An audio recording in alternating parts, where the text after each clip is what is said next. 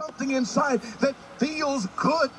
There's got to be a sense of feeling good. Too many people aren't feeling good none of the time. Married and don't feel good. Raising children and don't feel good. Go to church and don't feel good. Go to work and don't feel good. I want to tell you today, you can feel good because God's for you. And if God be for you, who can be against you?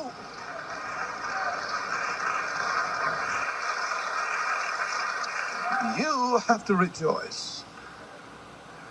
No matter how you've been scarred, you've got to rejoice. They tell us that more people go on a diet when there is a class reunion than any other time. Because we don't want people to say, boy, you really let yourself go, didn't you? Hey, that belly, what happened to that good waist you had? We don't want to hear it. We think we can do something about our weight, but we can't do anything about our success. And we look at our lives and we feel somehow I'm a failure because I pump gas.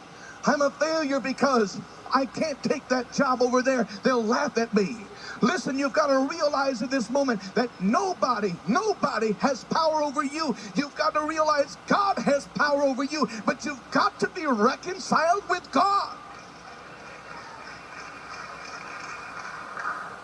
Most of us don't feel very good about ourselves. Very few people really feel good about themselves. And sometimes we somehow shift the burden by feeling bad about everybody else.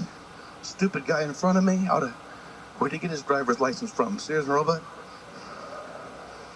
If you can't drive it, park it.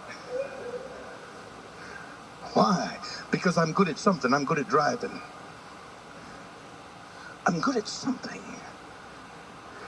Brother, God's got to get a hold of our spirit and let us realize all the games that are played in the world are played because of sickness, because of hurt, because of bruised, broken lives. You can't do the things the world does without having a share in their own tragedy. But we've been called of God out of darkness into light, away from the power of Satan unto God. We've been redeemed by the blood of the Lamb. We are heirs and joint heirs with Jesus Christ. And we can rejoice this moment because God is for us. And if God be for us, who can be against us?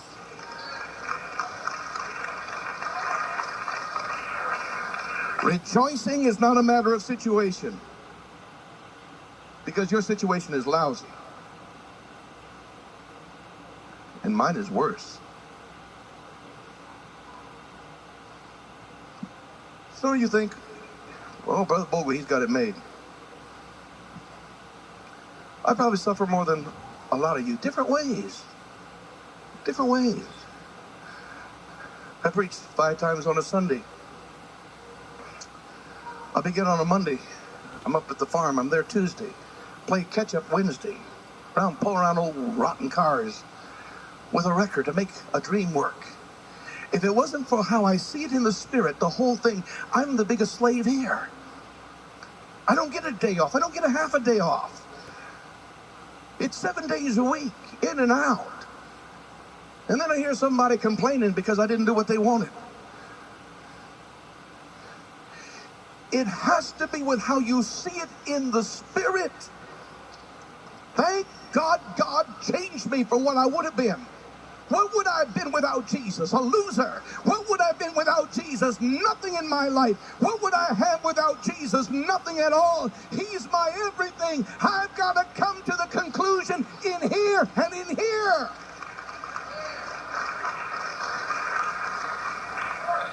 Thank you, Jesus. Rejoicing is an act of the will. I don't think we're going to get through here very fast. I better hurry. Pray without ceasing. Does that mean to get weird in prayer? No, it means get yourself a prayer life and hang on to it. Have a time of prayer and don't deviate from it. If you do anything, add to it. But don't back up on it. When the child falls and there's a need to go to emergency, pray before you go. When you got to go in and see the doctor, pray before you go. When you have to buy something, pray before you do. Make your life a prayer life. Pray, pray, Pray. Pray.